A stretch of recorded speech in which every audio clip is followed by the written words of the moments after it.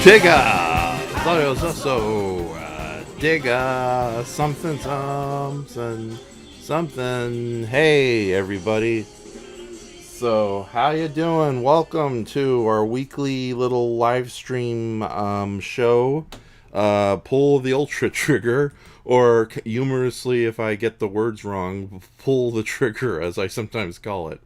So, yeah, unlike last night's little live stream, things are going to get wacky and stupid tonight. And speaking of wacky and stupid, let's bring on my wonderful co-host, the one and only Draco Azul. Hold on, let me play his theme music so we can just, make this sound. Oh, darn it. Yeah, I just woke up a couple minutes ago. Quick note, everybody. I twisted my wrist badly earlier this week, and it's not fully healed. So I'm gonna try to keep the silly, stupid stuff to a minimum. But yeah, let's play a little let's play Andres' entrance music, and then I'll bring him in. All right, here we go. This powerful alive. Robot Man. You know them robos. I'm back! I'm in love with a robot man. Robot Man. A very special robot man. Really? I switch him on each night and day. Yay! It's such a thrill to hear him say. You can check out my indie comic series, series, Primal Primal Warrior Warrior, Draco, available on Amazon. You can get it on Amazon. Primal Warrior Anthology, Physical Comedy, Comics, available on labels, Kindle, staples, Comixology, formats, and also get Staple my Bell.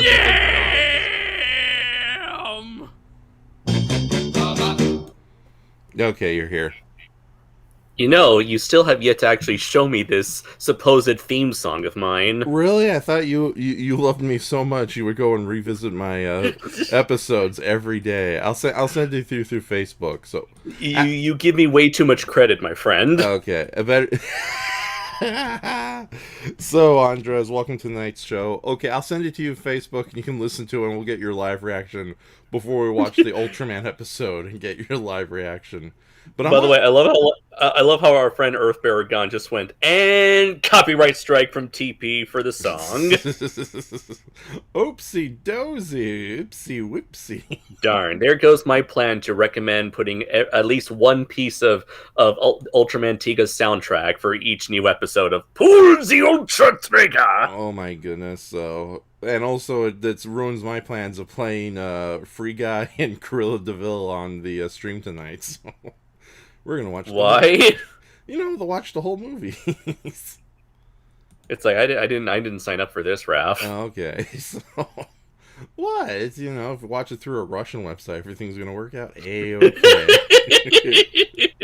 Right, because nothing's ever been suspicious about the Russians. Yeah, nothing at all. All hail Pew Putin. Meanwhile, let's enjoy our healthcare in bottle, Right. which I mean vodka, the answer to all of life's problems. Because we got nothing else. Except Trigger. Speaking of Trigger, Yes. So yeah, today's the second episode of Ultraman Trigger. I forgot to update the links in the stream, so I'm just gonna head on over to Super Eye Productions official website and get the link there. But how are things over on your end of the world in Japan itself? And a quick shout out to Darrgon. Hey man, great to see you again. Stephen Walker in Flargo. Hey, he just says hi. And of course Shay, or Goji Shay 1991, he says, take my word for it, Andres, it's good. So about your little theme song, so okay. Alright, and let me open the links. Yeah, but how are things in Japan? so far things are about as good as you can expect right now. We are currently 1 week away from the Olympics. Mm-hmm. Not much has changed in terms of the vaccine situation. Things are starting to slow down a bit, only because we've been running into more, how would you say, more supply shortages. So no big surprise there. Yeah, other than that, it's just, I know Japan is currently also working on, the government is started working on making quote unquote vaccine passports to allow people to leave and enter Japan, no problem if they've already been vaccinated. Meanwhile, the main issue is getting them to getting other countries to recognize their vaccine passport, and for Japan to recognize other countries' passports. So that's the main obstacle to overcome, the main hurdle to overcome there. Just getting Japan to cooperate with everyone else in order to make international travel a thing again. Right. Now, is this related to the from Japan's kind of draconian laws when it comes to foreign travel? That Japan has always had a very bad track record in terms of giving every foreigner a difficult time, a harder time than necessary in order to enter their country. And that's just for like English speaking, like Western English speaking countries alone. They tend to get better treatment than other countries. But even still, if it takes like an American like me a difficult time to become a resident, then yeah, I can only imagine. I've seen how difficult it's been for people from other countries to enter the country, and even like let alone stay and live here and work here. Yeah. But I feel like this is also plays into just Japan's very paranoid approach towards COVID, the coronavirus situation, where they just kind of block themselves off from the rest of the world. And because Japan has taken so much longer to get their stuff together, it got to a point where a couple months ago, you had like the certain people from representing certain economies from all around the world come together and collectively tell Japan, hey, get it together. We're all waiting on you. We all need you to, play ball with us. Yeah, and Japan. Japan in general has been like lagging behind everyone else. I mean, it's like everyone else is starting to open up their borders. Like, I don't think America never really did close its borders, did it? A little bit, but not to the same extreme level that I think Japan has. Japan has essentially put a metaphorical Berlin Wall around this country for like the last year and a half. Oh my goodness. Okay, so with that said, do you think they're going to end up having the Olympics in Japan, or you think it's going to get? I mean, we're 6 days away from the opening ceremony. At this point, it is way too late to cancel at this point. Yeah, and Japan desperately needs this, so. Well, that's a weird thing. It's like they want this, but like all the benefits of hosting the Olympics is like gone now.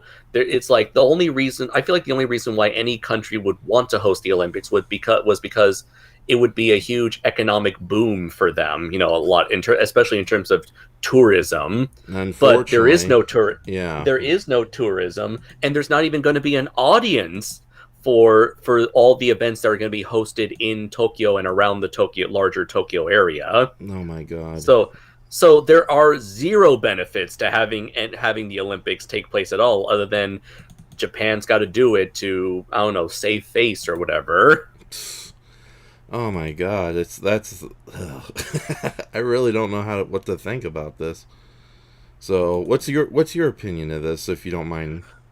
I really don't have an opinion whatsoever. I mean, I was never really that invested in the only reason why I was invested in the Olympics to begin with was because I thought it would mean that if the Olympics were to happen, it would mean that they would want international travel to become a thing again. So at the beginning of the year, part of me hoped that we would be able to have people be able to freely come and go from Japan to and from Japan by summer.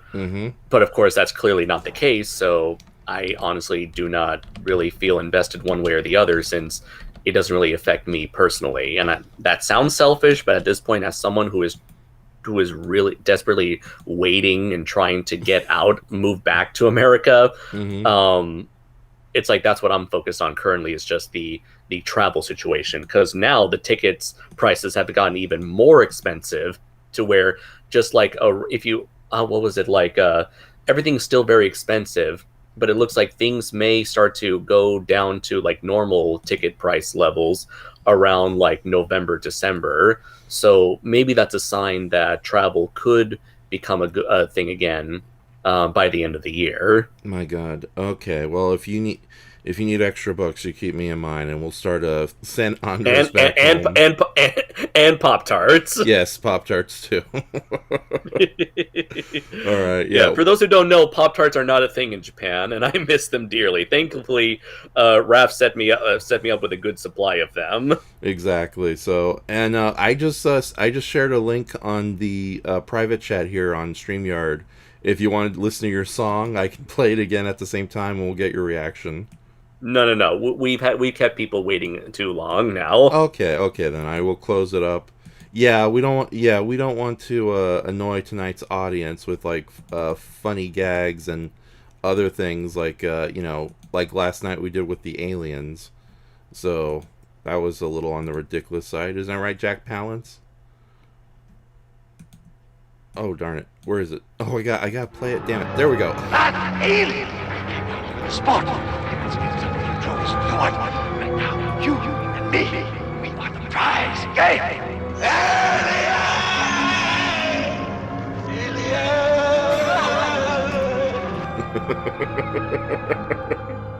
I gotta find a system where you can hear the music, so it's not just me being silent and you're going like, what is Raph doing? What stupid crap is he doing right now? So now what? Okay, we are actually gonna get into the episode proper, but let's check the comments quickly before we start watching it.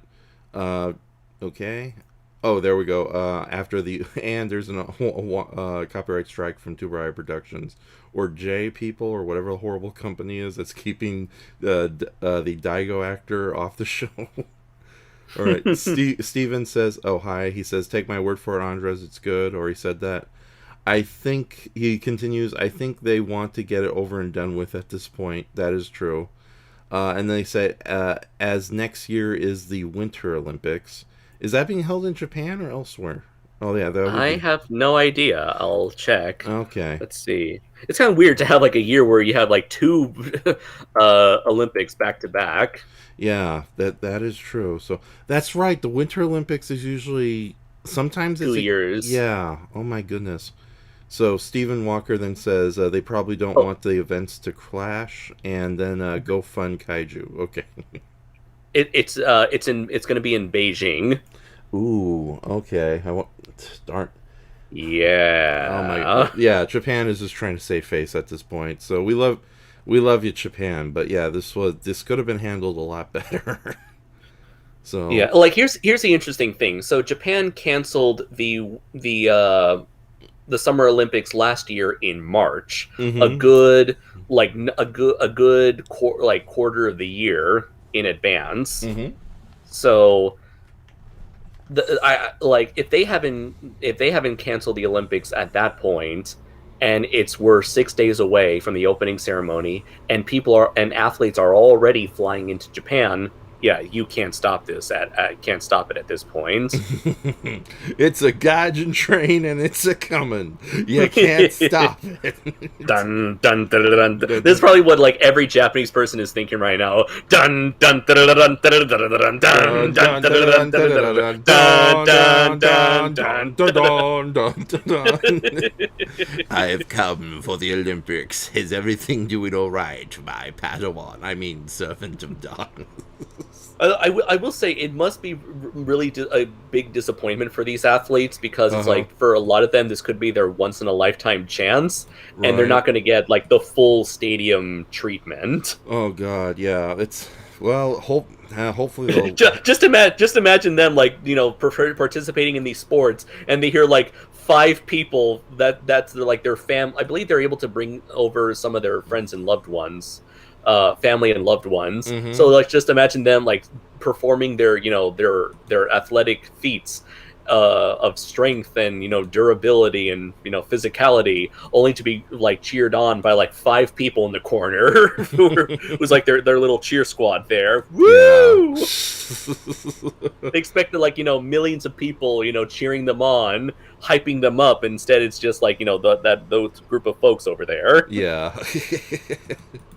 Yeah, I do feel sad, and it's going to make the halftime show so sad, too. I can only imagine what awesomeness they had planned for the halftime show.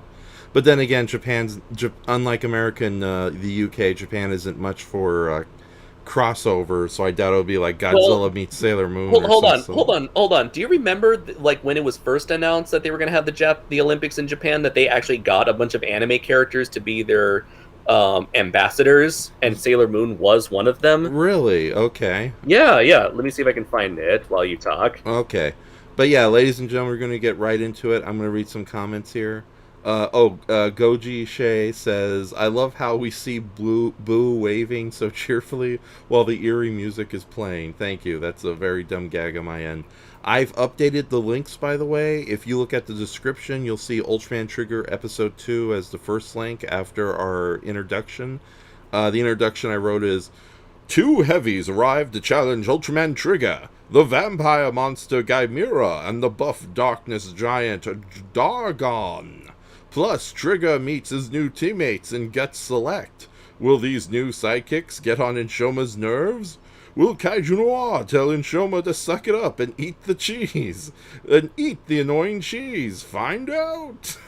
And I'll be sharing the link too, just as we start. But yeah, there's where the 2 links are. And underneath that is, of course, KAIJUNOIR'S various links for his Dracozool comic on Comixology, Amazon, and of course the Primal Warrior Dracozool official Facebook page. Underneath that is my own various links for ENSHOHMA on my DeviantART page, ENSHOHMA'S official Facebook, known as ENSHOHMA Lives, my relatively rarely updated blog, and ENSHOHMA, my Patreon. So yeah, there you go. So are you still there? Yeah, I just shared with you an image of the 1, 2, 3, 4, 5, 6, 7, 8, 9 ambassadors that were going to be the official characters for the Japanese Olympics, which I like. Ever since it was delayed, I haven't heard a single word from this ambassador cross collaboration. So I'm assuming it must have been abandoned, since I'm sure none of these studios want to be associated with the shit show that is the Olympics currently. But yeah, the Olympics ambassadors were originally going to be Astro Boy, Sailor Moon, Shin-chan, Luffy from One Piece, Naruto, this one cat character from Yokai Watch, Goku, and 2 characters from a magical girl anime series called Precure. Yeah. Oh my god. I guess if you're more familiar with the international name, Glitter Force. Yeah, this is real. This is gonna be really heartbreaking, to be honest. So let's hope Japan amazes us with the Japan Expo that they supposedly are supposed to have in the future. So okay, but what's that? The apparently, to make up for the unfortunate problems of the Olympics, they're planning on doing a new Japanese Japan Expo in a year or 2, similar to what we saw in Gamma vs. Jiger. Yeah. So I just hope there's no vaguely Tiki-esque statue whistle stabby weapon thingy. Oh, that is true. So, okay, so, hold on, what do we got here? Oh, yeah, I updated here. Okay, good. So, yeah, you ready to watch tonight's episode of Ultraman Trigger? Yep, you're free to pull said trigger anytime you'd like. I'm just ready to end it all. It's a good thing we're not monetized, or else, yeah, we're already bad enough with the copyright music playing and whatnot, so... Alright, ladies and gentlemen, all 8 of you, there is the Ultraman Trigger link in the description as well as in the chat box there. Okay, and I send it to you in the private chat on StreamYard, Andres. Right there it says Trigger 2. Okay. Got it. Okay, so yeah, tonight we are introduced to Darrgon, the big red beefy giant of darkness, as well as the return of Gymira, so... as well as a bunch of sidekick characters I'm either going to hate or like or be slightly indifferent to. Okay, so... Alright, I'm ready to go when you're ready. Same, I'm at 000. Okay, I'm on 002. Okay, everybody, I hope... give us the word when you're on the link and you're ready to watch when you're on 00. 8 hours later. Okay, we're doing good here. Huzzah! Okay. Alright, we're just gonna start anyways. Okay, hold on. Okay. Okay, so 3, 2, 1, play.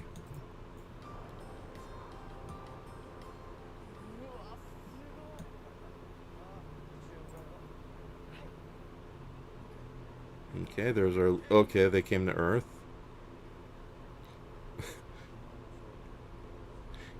Okay, so he knows about his secret identity. Yeah, it's like I'm not too thrilled about the idea of the benevolent businessman because it's kind of harder to believe these days.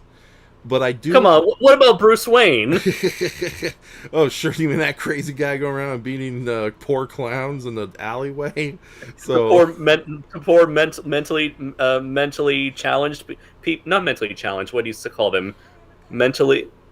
what would be the proper way to refer to them, people? Crazy people? Definitely not that. Okay, alright. Well, that's what DC calls them, I don't see. Or it's like, or unfortunately, like what Batman beats up almost every other time, you know, out of work mutated actors! That was a Clayface reference there. So... I understood it. Yeah, thank you. So, but by the way, that is the same actress who played Rena from the original Ultraman Trigger, isn't it?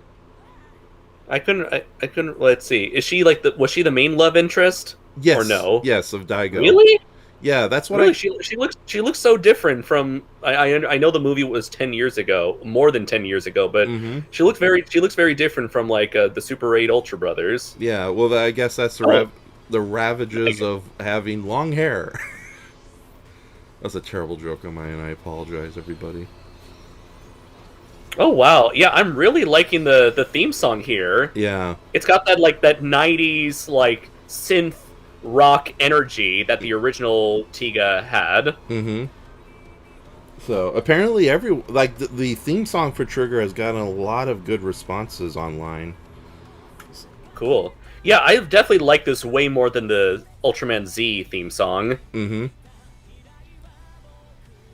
And of course, there's our good guy Alien, which is awesome. And I can't believe they had to include the breathing holes in his mask. Well, they gotcha. They don't. I don't understand Toho. I mean, not Toho. I don't understand Tsuburaya's reasoning for that. Yeah. Well, I don't know. I think they can kind of get away with it because they're so good at honoring the original appearances of monster characters. I get why they do that to honor the original suits, but I don't know. It's just I think it's kind of pointless, really, to keep the eye holes and breathing holes in modern costumes. Yeah, or at least like use unique materials where the actor or actress can see from inside but not outside or something. So. But it's okay. Well, they clearly can do that. I mean, look at the modern Ultraman costumes. Yeah, yeah. They just don't want to do that with the classic Ultraman show costumes. They always got to have their eye holes. Mm-hmm. And we got a commercial for SHF figures. SH figures, sorry. Figure Arts.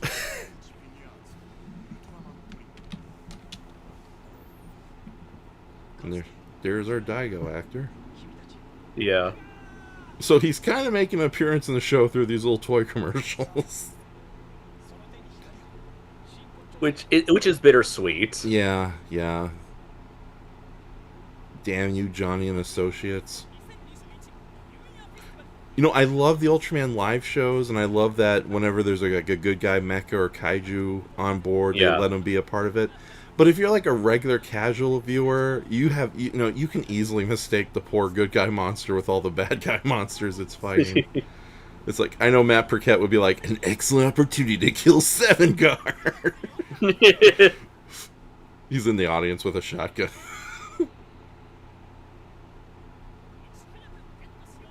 Okay, that's only a couple days from now. Oh, okay.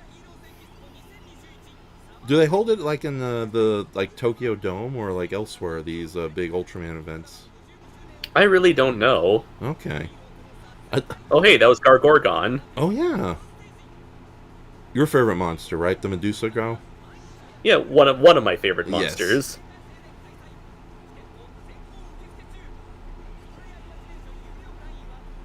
They're really killing it with their YouTube channel. So.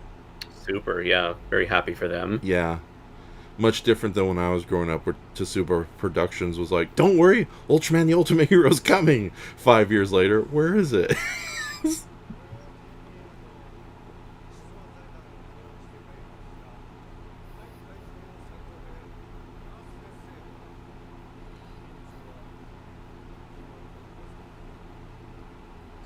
I like how he's carrying that flower like it's a baby.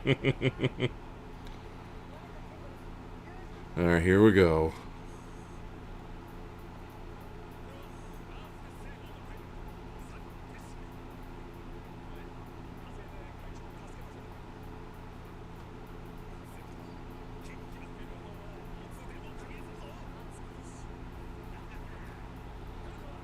I think this overly happy guy who's talking right now was in Ultraman Guide as the shop owner.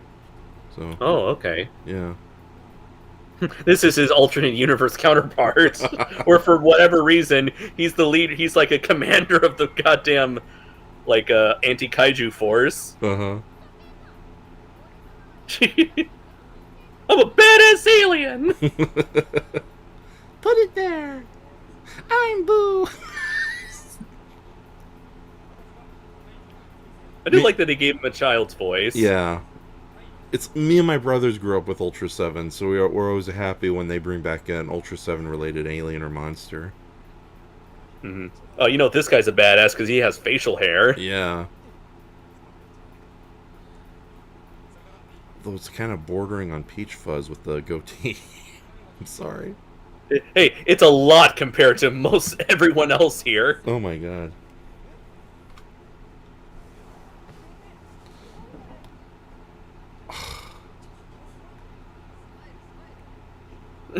No. Like, what are you supposed to be? The angsty rival character? Oh, I think that's... Shut up! Yeah. It's...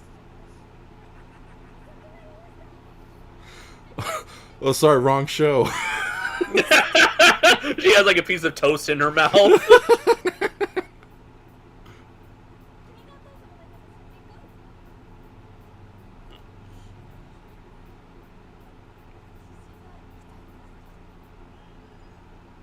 Thank God Brayton's not here to be saying, like, yeah, girls treat you like that, right, ENSHOHMA? It's just like, no, they're better about that. Trust me, I've seen you stare at women, Raph. Aw. Well, of course, Raquel Welch is my poster out of here.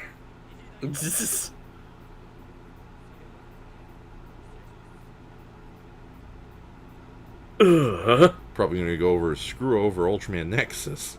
Get that a preference. You have to.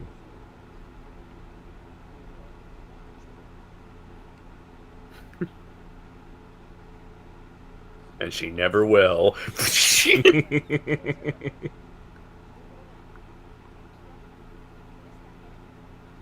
I forgive you for being a complete creepo. You never want to say that to a woman, regardless who you are, that I've seen you in my dreams.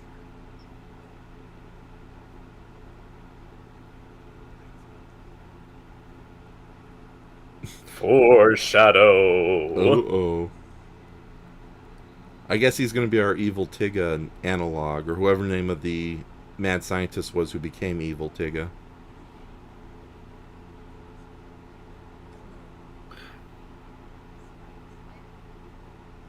I can't, I'm a plant. It's like the plant is like, stop it! It's not gonna be a thing! Stop trying to make it a thing! It's 2021, nobody smiles.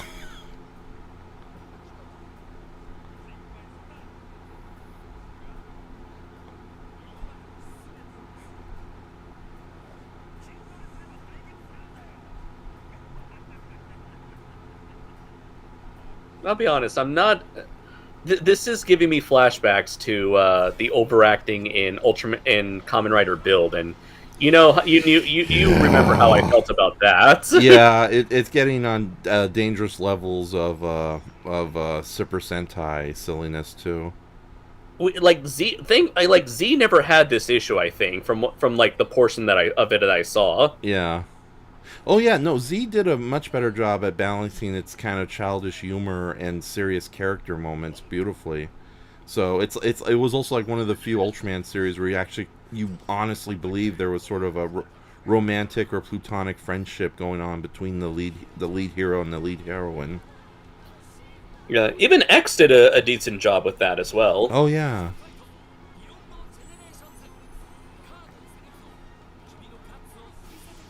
Oh yeah, I've seen these at the mall before. These sort of like arcade machines. You get a bunch of cards, you scan the cards, and you play as those characters. Mm-hmm.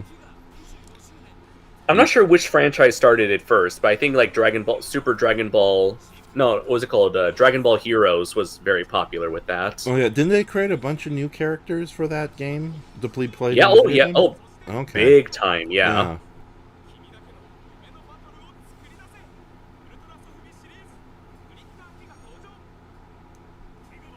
Spoilers, it looks like we're going to get a Glitter Tiga in the future. Glitter Trigger. Trigger Glitter. Wait, what, did he just say Morphin Time? I think so.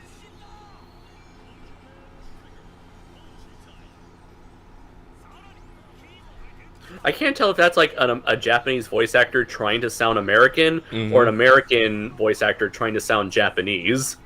Yeah, good point.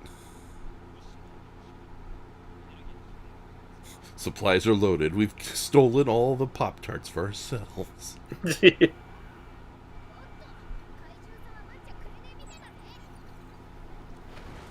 Here we go, my boy Gymira. Yeah, I mentioned it in the last stream that I actually got an Ultra 500 figure from one of my students of this creature itself. Nice. And along with an Ultra 500 figure of Ultraman Jack. Nice. It was like a sort of like a farewell present for me because she was leaving. I think, what was it? She was graduating university that year, and she was going to start work, so she had to quit English class. Okay.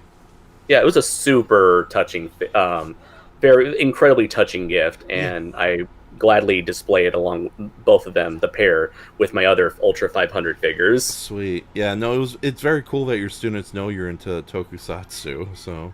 Oh yeah, they would ask me what like my hobbies are or if I like anything Japanese, and they're always super surprised and taken aback when I tell them that I'm not really into anime, I'm into tokusatsu. And they're like, wait a minute, a foreigner knows this shit?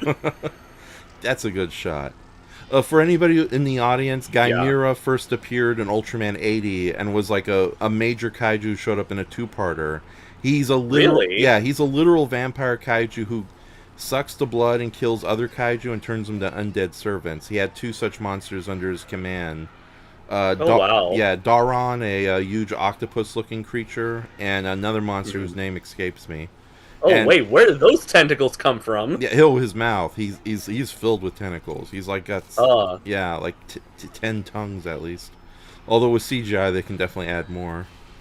Which is what they're doing here. Yeah.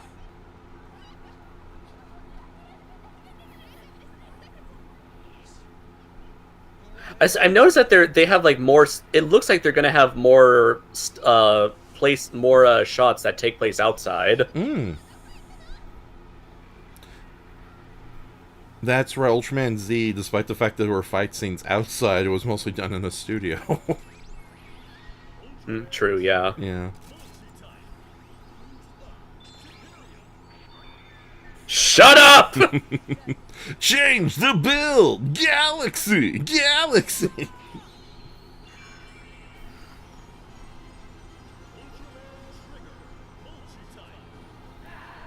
What the fuck did I just say? Just shut up and let us enjoy the moment, damn it. Right. Great. It's like it sucks that they gotta talk during the actual henshin moments now. Yeah. Oh no, I love the special effects in these shows, but it always takes me out of the illusion when there's like a bright flash of light and you can see the shadows on the sky mat or the painted backdrop. So yeah, we got one of those just a moment ago. So that's a really good shot. Yeah. And tonight's thumbnail. So is Gymira always this dark colored? Because the toy that I had was like very bright blue. Yeah, he's a dark blue. So yeah, but I guess it's like the Godzilla costumes. It's a charcoal gray, but it picks up lighting, and hence it can look like blue, or it can look like red, or it can look like green. So yeah, but no, Gymira was originally a dark blue with a kind of beigeish gray underbelly. So, and plus you got a toy, so they probably picked brighter colors. Yeah, I wonder if like my student chose this monster in particular was because she knows that I have like Draco Azul, and so it kind of looks vaguely like Draco Azul with the white horn and the blue blue spikes. It's funny. I was thinking about like a kaiju version of Draco Azul outside Pachi Azul, and yet now that you mention it, yeah, Gymira looks. Oh, and he's dead. Okay. Yeah, no, Gymira really does look like he would be a good match against your Draco Azul character. In fact, do you remember when Jake? Well, I'm sorry. Ahead. Looking at your thumbnail, I can't tell which is which, and I pull out a gun and shoot my computer. Ah!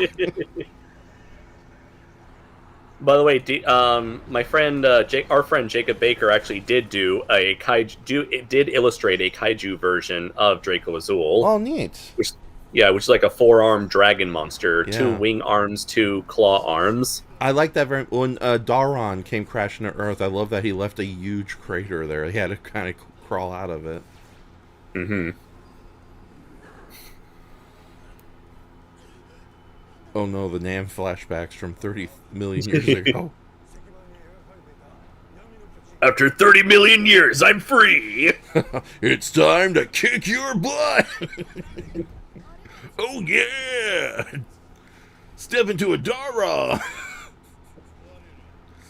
After 30 million years, our paths have crossed again! Fancy boy! Let us have an honorable duel! I just love his design. We meet again, for the last time! We meet again for the first time, for the last time. Yeah, that's right. Yeah, I really did like the original counterpart from the movie, but yeah, this new suit design for Darron that's really good. I like that. Me too. Yeah.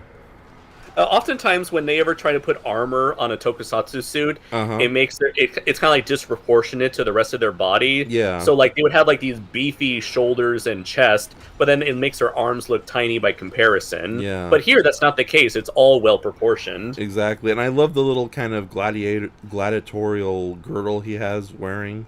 It's yeah. It's again, it's very reminiscent of like the mythological giants of old, which was what the Tiga. Well, that's it. Trigger's dead. End of series. Okay, well, this was a fun series, Andres. What do you think? The rest of the series is going to be Darron beating the crap out of things. There's Pigmon trying to get his balloon, and then Darron just shows up and Leroy Jenkins him to the floor. Ah!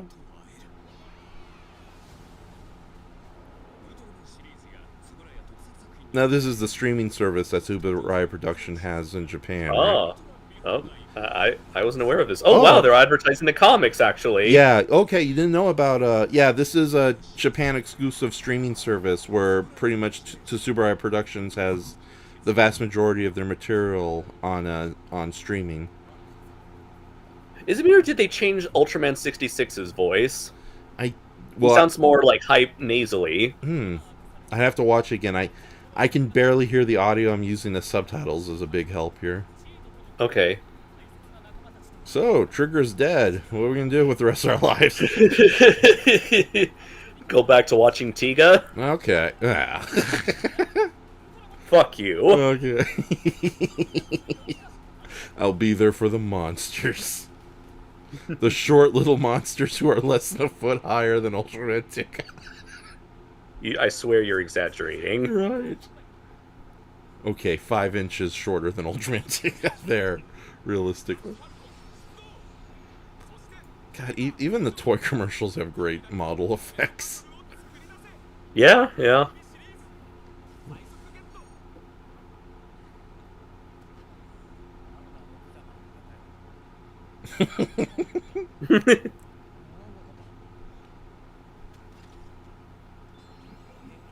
Oh shit! I was watching the show. Oh, because he made it.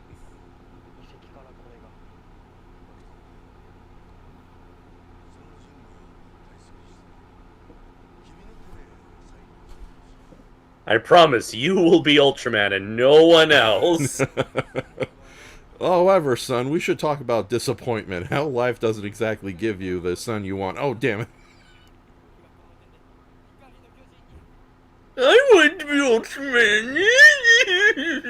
Oh my. It doesn't help that the character's also named Akito, which brings back Nam flashbacks of Kamen Rider Agito, which was like, oh god, that's when, yeah, I'm done with Kamen Rider.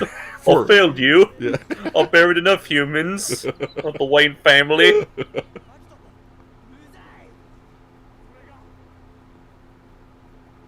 Don't say it. Okay. Alright, I swear he didn't want you. I want the world to smile, damn it! No, you said it wrong. It's supposed to be, I want the world to smile! Smile.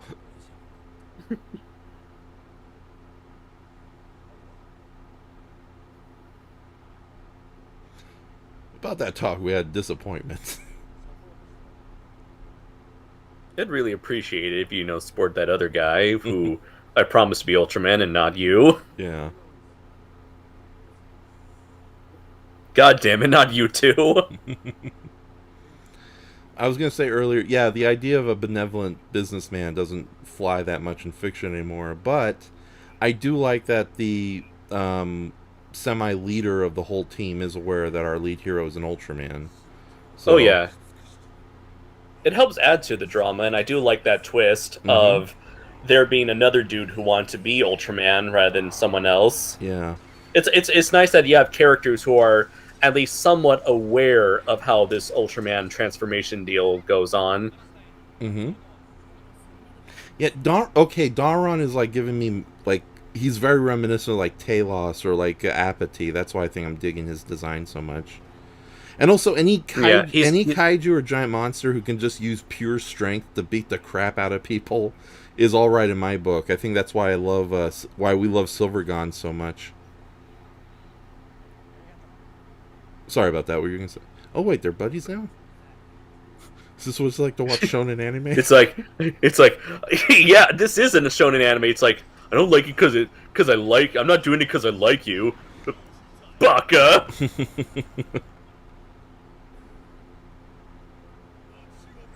I've been waiting for you, my worthy opponent. Once again, we meet again for the last time. I know exactly what I'm going to say when he leaves the battle. God damn it, you don't need toys to transform. Back in my day, Tiga didn't need toys to transform. He just pulled out a giant stone pen and went like... Oh, okay. Wait, actually... Oh, yeah. Okay. So the gold pattern changes along with the color. Okay, I didn't notice that. Wait, if two of the team members know, why don't everyone else know? Well, yeah, that's a good point, but at the same time, I think I prefer the secret identity over what Marvel Studios does. Everybody knows where everybody lives. Bro hug. Bro hog of the gods! Oh, here we go again. Ooh, nice. Yeah. God, they're really playing with the toys over at Two Bright Productions. Whoa! We got wrestling moves! That's an awfully wide street. Yeah. You almost never see the streets in Ultraman model sets.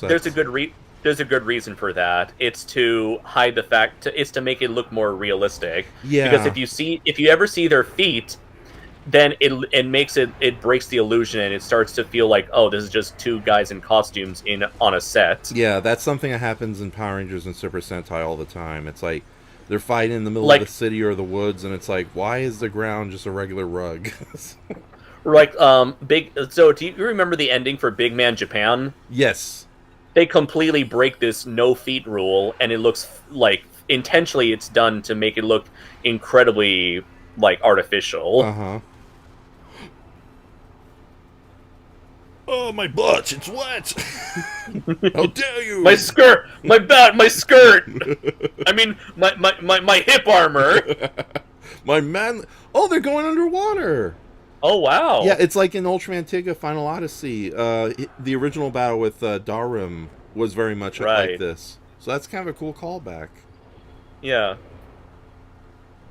This really is like the Digimon Adventure 2020, where like the first couple episodes was one big homage to our war game. Yeah.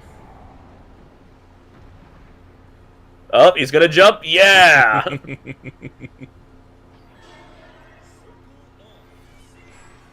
Oh yeah, I was wondering, was that a dolphin or something? He's like, where did this come from?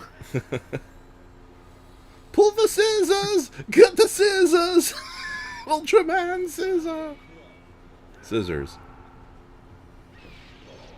Ooh.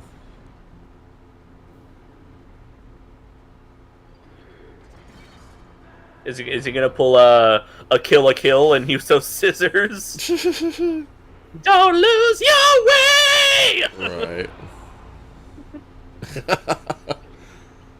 Sorry, but I got mistaken for a moment. I thought we were talking about Akame ga Kill. It's like, none of them had giant scissors. Oh, wait, yeah, the hot chick with the glasses. But then it's like you said Kill a Kill, and it was the hot chick with no glasses who had the sword. Damn it, anime, you've ruined me. Thank goodness we're watching a live-action kids shows where beefy giants are fighting each other.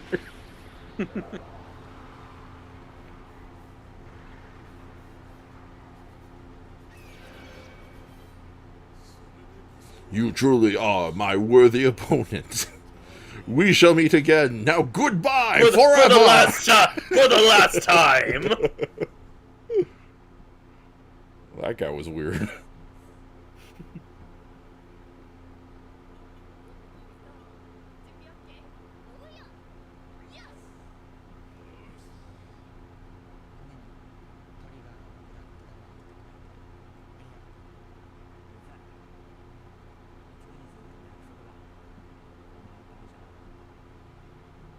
Baka.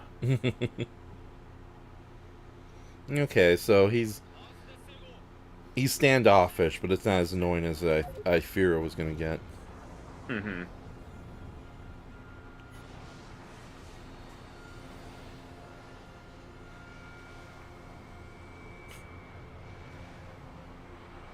I wonder if that's going to transform into a robot. Well, it is based on the Nars monster from Ultra 7, so I think. Oh, okay. Yeah, Nars, that golden dragon monster that Goldburn was also based on in SSS Dynazeon. So, Yeah, okay. Yeah, so that's cool, because I really like... Okay, I see the head now. Yeah. I do like the idea that the humans are starting to use giant robots more, because I feel like that was like a no-brainer for this franchise. Oh, yeah. Because in the past they've had like Windom and Miklius in Ultraman Mebius. Mm-hmm. In Ultraman X they had Cyber Gomera, mm-hmm. and in the last series they had both Savenger and King Joe. What's it called? Garage type. Custom. I think King Joe Custom or Garage.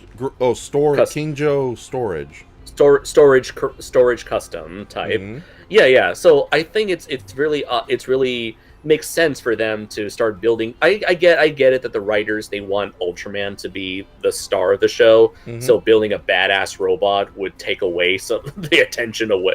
Take some of that attention away. Yeah. But I do like that they're at least incorporating it, because I don't know, I'm just a giant robot guy, and mm-hmm.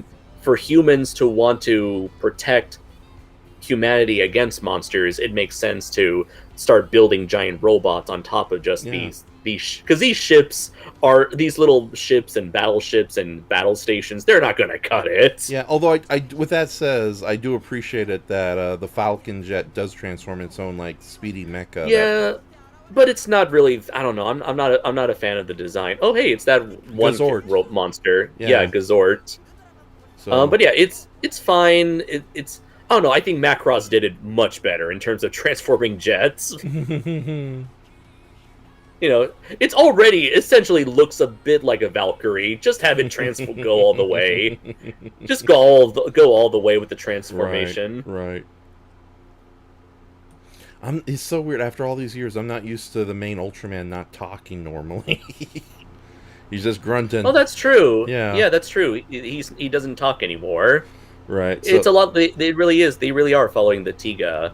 What do you call it? They really are following the Tiga formula of Ultraman just sort of being this sort of semi-sentient being that just completely fuses with the hero, as far as we know, given that he's able to have the memories of Trigger. Because by the time Tiga started talking, he just talks with Daigo's voice, and it's literally just Daigo in Tiga's body. Okay, ladies and gentlemen, I have the fan on, so sorry about that. It's a little warm here in Los Angeles, but let's see what the comments have to say. Do you want to take it away? There wasn't that many comments like last time. Oh no, we don't have as many, so we can get through them really very quickly. Okay. So we have let's see, we have Earth Darrgon saying, "I really want that plant that he's carrying around to be Plant Bios." Oh yeah, that was a half computer, half plant monster from Ultraman Great. So the Gojira Shay 1991 says, "Whichever one of you was just talking in that high-pitched voice sounded like Mr. Bill." Oh no! Yeah, that was me doing the voice of Riley, the little plant. So stop telling me to smile. It's not gonna stop it. It's not gonna catch on. Stop making it a thing. If I can only grow in Martian soil, why'd you bring me to Earth? Damn it! I can't breathe in this atmosphere. You've doomed me. You've destroyed the natural order of Mars. We got Laura in the chat saying, "Is this the Space Jam watch-along party? I'm ready to jam Space Jam." Oh God, Laura! Oh damn it! Laura, we're gonna do a live watch with you someday, very soon. It's like, although right now it looks the only candidate we got is Phantom of the Paradise, and I'm trying to decide what would be a good time for that. So. Earth Darrgon later says, "And the shoulders and arm padding got put in there." Not sure what he was referring to there. Okay. Steve says, "Macross, heart and soul, heart and soul, heart and soul."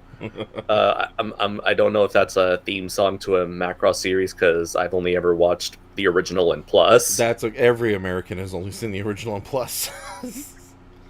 Steve also says, "No worries, ENSHOHMA. I've got my fan on too, as it's just as hot here as it in the UK." And Steven also says Bender goes, "Doomed!"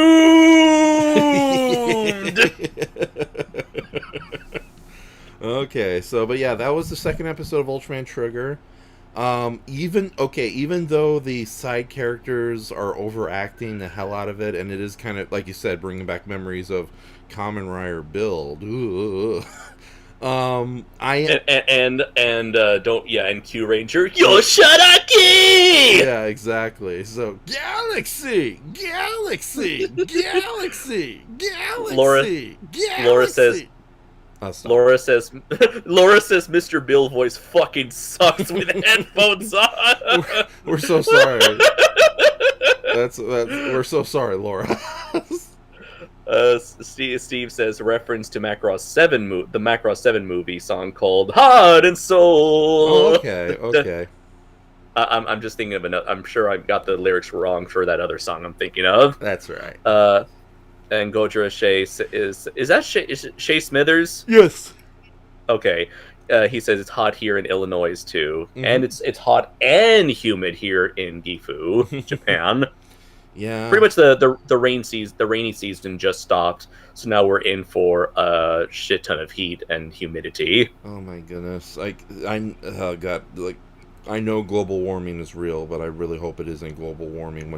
It is with global warming. Damn it, we're doomed. So. Oh no! Don't do that. There's people suffering. Damn, that does hurt.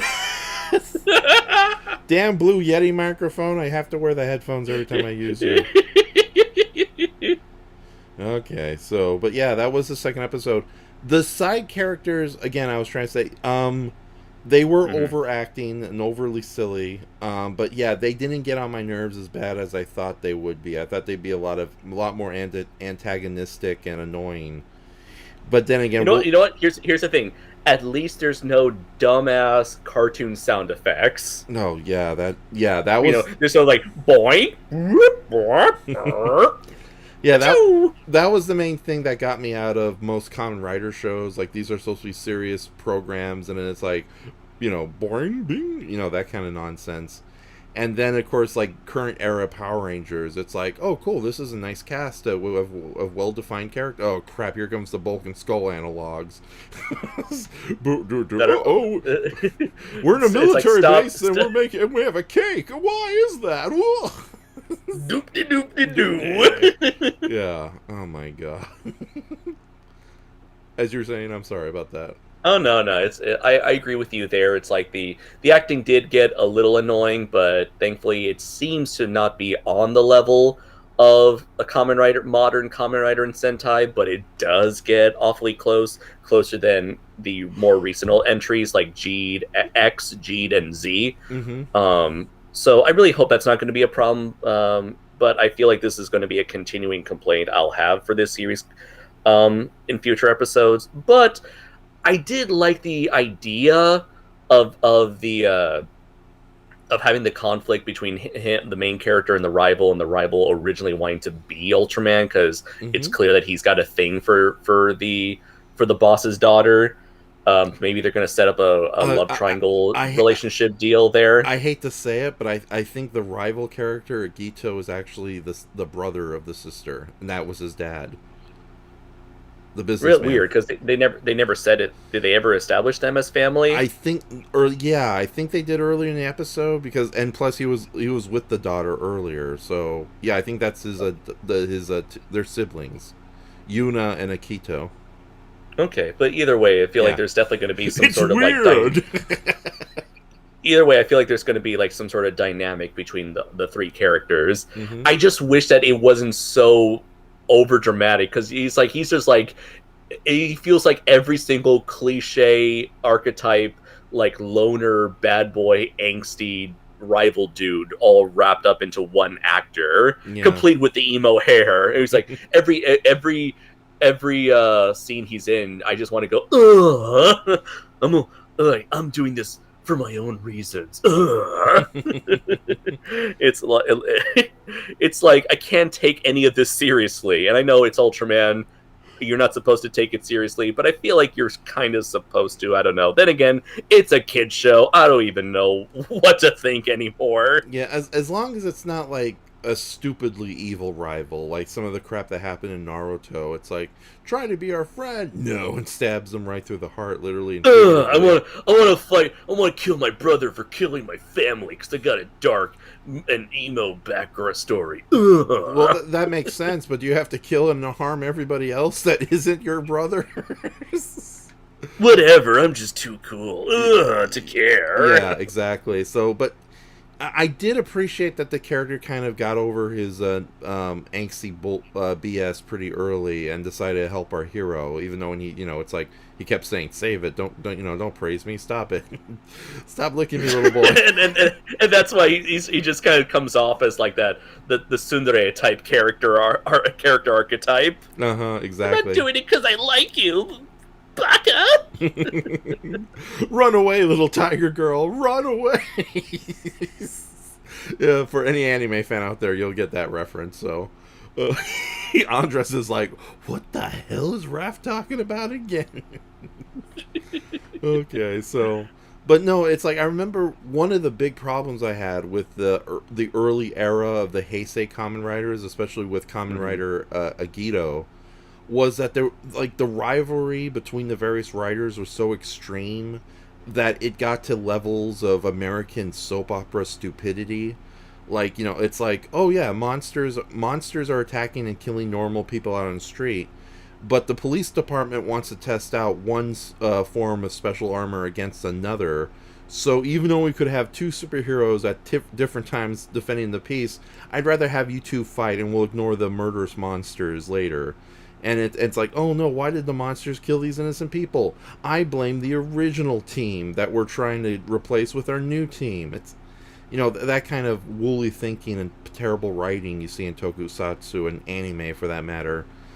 Again, it's like the television series Lost. Characters have a plan to get off the island, and in the season finale, they suddenly turn back to idiotic Zero and do like something really stupid. Like, it's like, why did you blow up the submarine? Because for some reason I don't like submarines, so I had to blow it up. Oh, okay. So yeah, I'm kind of fearing that might actually happen here, but at the same time, I don't know. Tsuburaya Productions has been way better about this than most other tokusatsu series of late, so I don't think we'll get that bad, but we'll see. Okay. Let's see. Darrgon had an interesting comment where he said, I think a good word to describe this series, because you can usually boil every Ultra series down to one word. I would pick the word rushed for Trigger. Yeah. I don't know. How is it rushed? Well, because you and our main complaint is with the acting, but I don't see how that's a product of the rush. I don't see how that can be the result of a rushed production. I think Darrgon is referring to just how fast everything is going in the narrative. Because the first episode wisely just introduced our main hero and the main villainess. But here it's like we're thrown into the defense team. We have one monster that isn't the main monster of the episode, that being, of course, being Gymira. And then the whole Darrgon thing. And then, of course, we have the rivalry with Akito. And, so a lot happened in this episode. I can see a casual viewer who isn't used to like the fast nature of tokusatsu shows, especially in the modern Super Sentai Bandai toy age. That's true. Yeah, because it's like, I hate to say it, like rewatching a lot of older Ultraman shows, they have their story problems, but they let the situations breathe enough where you could actually absorb the story a little better. Here it was like a story point, character, story point, and it's like it was a little new transformation. Yeah. Here's the new collectible. I don't think they even explain the collectible bits that he shoves into his transformation device. No, I don't. Yeah, not even the first episode. So like usually they explain that at least in the first or second episode. It's like, here's a little thingamabob, you shake it around, stick it in there, and then you become you get a new power. Yeah. Not only is it rushed with the characters and the narrative, but also it feels overly stuffed with characters and narrative too. Because the third episode, we saw the preview there, and it's like, okay, we're gonna meet the anti-heroic, semi-villainous alien treasure hunter. Oh, here comes the third evil giant. Oh, and Gazort is coming back too. It's like, that's like three villains in one episode, and each villain is kind of unconnected to one another. So it's like, wow, this is going to be... I guess I'm kind of used to it at this point after watching so much tokusatsu that just it's like, all right, guys, we got to introduce the next couple of toys already. And Darrgon mentioned for Kabuto, those rivals were what made the show worthwhile. Raph, a government organization, G-Man, a broken soul who found a brother, Hoppers, and so on and so on. He also mentioned rushed characters and narrative. All three main bad guys are in the first 3 episodes. The rival of the episode got over not being chosen for Ultraman and got over it pretty quick. Yeah, that is true. You could have easily had that rivalry going on for at least a good third of the series before they eventually patch things up and start working together. I know, but at the same time, I can't stand it when it's just antagonism for the sake of antagonism. So it's a similar complaint I had with Ryu Soldier. The few episodes I saw of Ryu Soldier, which was the 4th Dinosaur Sentai and the one that's currently being adapted into Power Rangers Dino Fury. I think that's what it's called.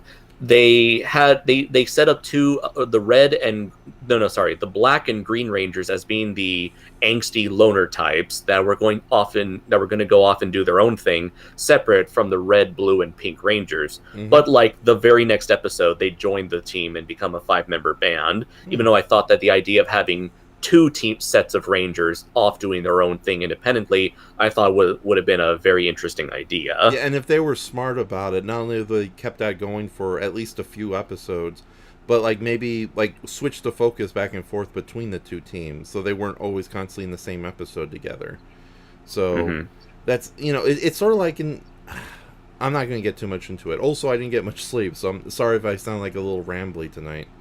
So also, No, it's okay. Yeah, for the record though, I've never seen Kabuto, so I have no idea how that series goes. So, but no, it's like most of the Heisei Kamen Riders were like, you know, heroes fighting heroes, villain. You know, it's like in most American superhero entertainment. Punish the heroes, ignore the villains. That kind of dumb storytelling mentality. So. Because people want to see heroes fight heroes, Raph. Yeah, and yeah, that's a lot of. Because heroes are cooler than villains. I know, but that's such a dark psychological social commentary thing that I have to pry open one day. So I don't want to do like it this. now. You know what's cool? Like, would you agree that Batman is cool? Yeah.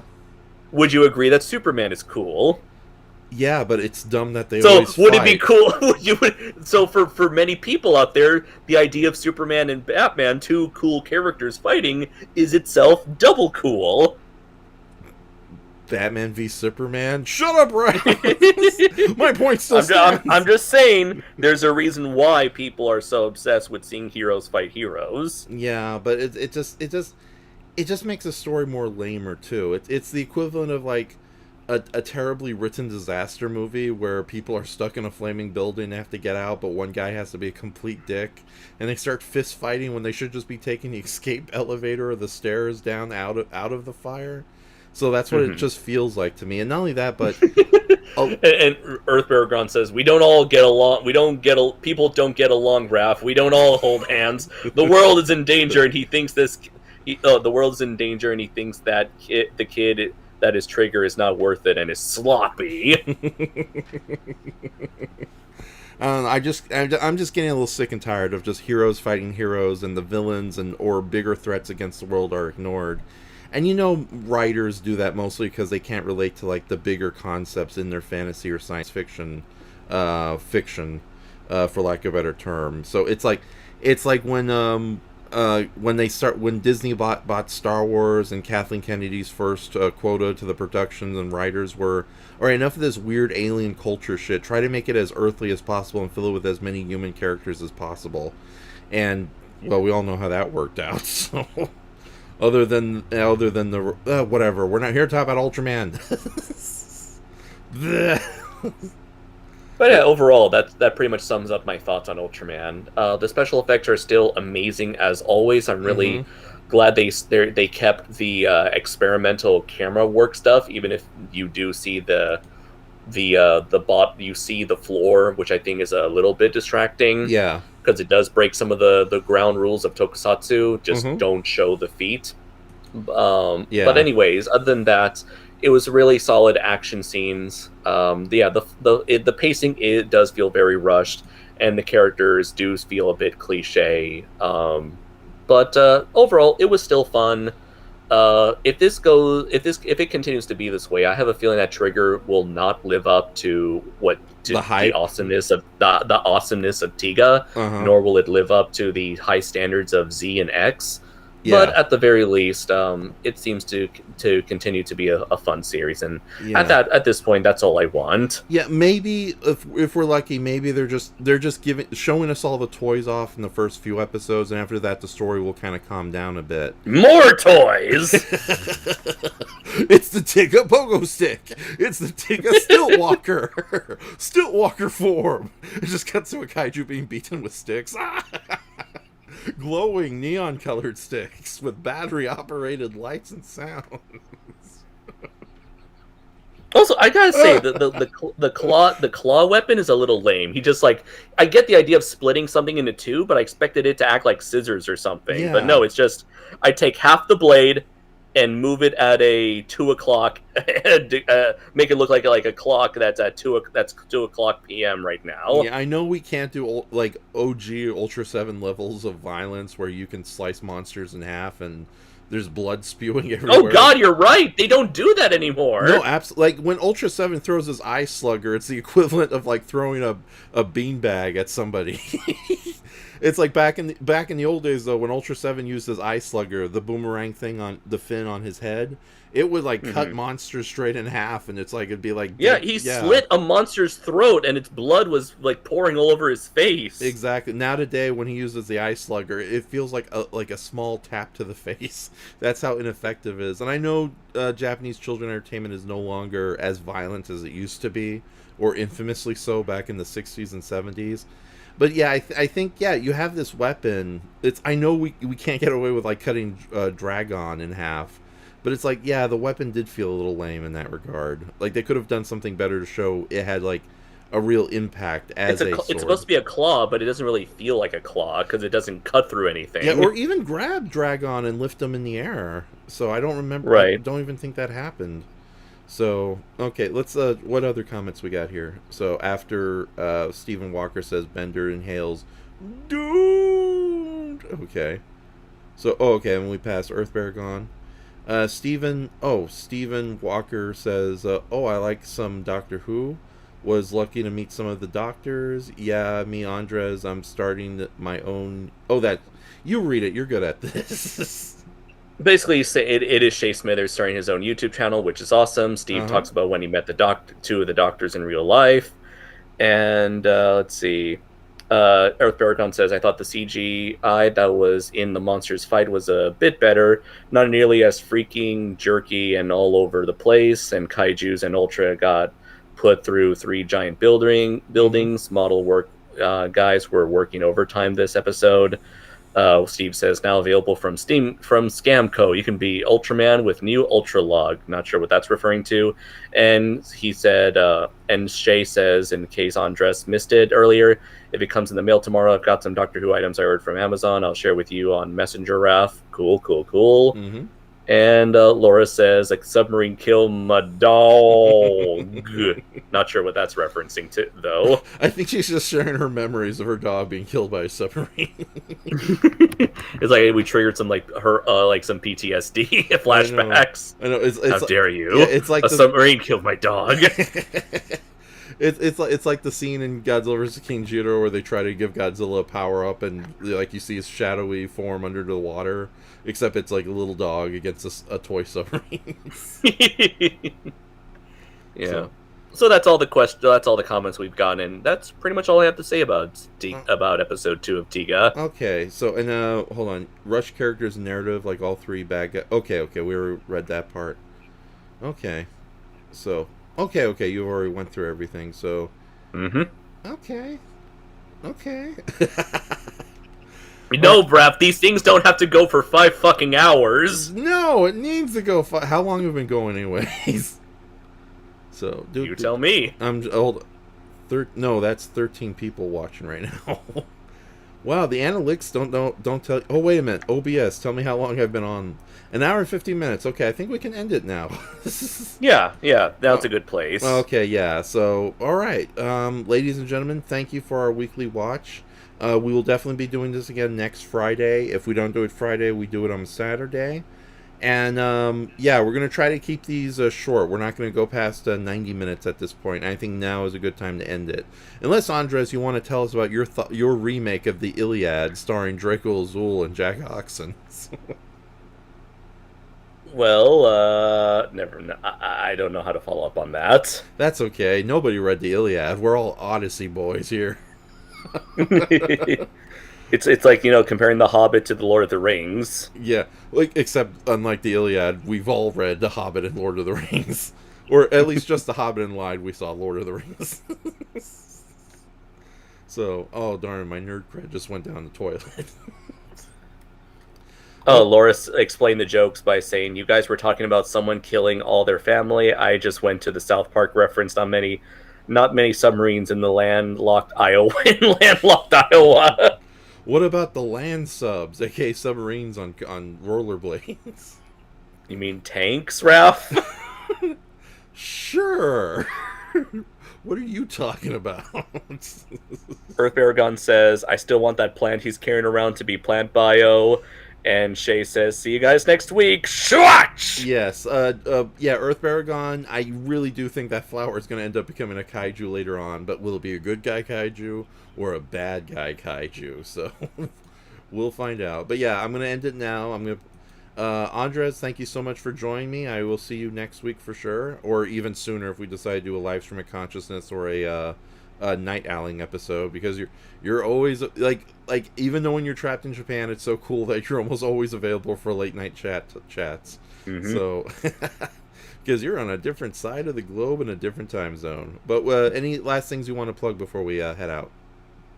Let's see. Also, be sure to check out my comic book, Primal Warrior Draco Azul, available on Amazon Comixology and Kindle, available in digital and physical formats. Also, be sure to check out my book, my novel-length anthology, Primal Warrior Draco Azul, Full Metal Chronicles, and be sure to also check out 2 indie kaiju comics. One is a webcomic. Both are actually, 2 free, available online in indie kaiju webcomics. One is Gural the Smasher, available at guralcomic.com, where the latest chapter just got uploaded this week. And be sure to check out Colossal Conqueror from the artist of Draco Azul, Tyler Souls, which is available on Tapas, Webtoons, Facebook, Instagram, Patreon, on Tyler Souls' Patreon, and Tyler Souls' own website, where the 9th page of that comic just got uploaded this week. The pages are uploaded once a week. And so, yeah, check out Girl the Smasher and Colossal Conqueror while you're at it. Yes, I saw a couple of pages of Colossal Conqueror. It looks really good. And I love the monster's main design. He's like a cross between a tortoise and an iguanodon. So, okay. And I got nothing special coming up other than next week's episode of Pull the Trigger. But, thank you everybody for joining us. And I'm going to close this out with some music and one last dumb gag. But, Andres, I'll see you next week. Absolutely. See you next time, everybody. All right. See ya.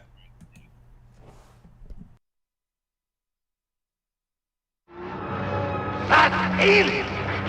Spot! It's controls. You are right now. You and me. We are the prize. Okay?